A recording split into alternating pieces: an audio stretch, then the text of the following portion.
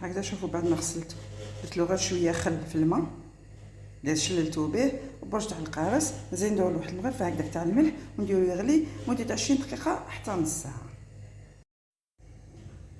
ها شوف لو تاعنا بعد ما غلى. شوفوا دوكا واش نديرو له، نحكموا هذوك الريسان الشابين اللي نقدروا نقلوهم فوالا، شغل يقعدوا شغل وردات هذوك اللي شادين روحهم هادوما نديروهم بجيه، وهادو الرقاق هادوما اللي نكرازيوهم ثاني نديروهم بجيه، خاطر راح نديرو به دو غوسيت.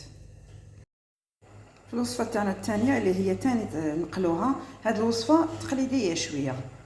هاو شوف لو تاعنا عندنا حبه تاع البيض الدجاج او حبه تاع البيض، عندي فنجان تاع الحليب، عندي زوج مغارف تاع الزيت، عندي هنايا شويه تاع الثوم اللي ما عندكمش غبره ديروا سنينه ثوم هكذاك وكرفجوها، شويه تاع الملح، شويه فلفل الكحل، عندي هنا شويه معدنوس، زوج مغارف تاع الفرينه ونص باكي تاع الخماره.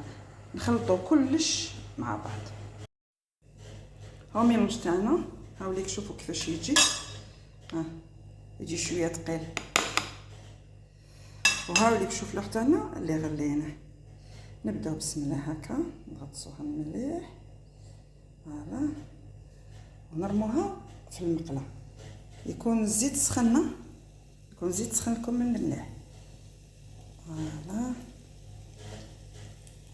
ونرموها في المقله هكذا حتى تكملوا كاع الكميه.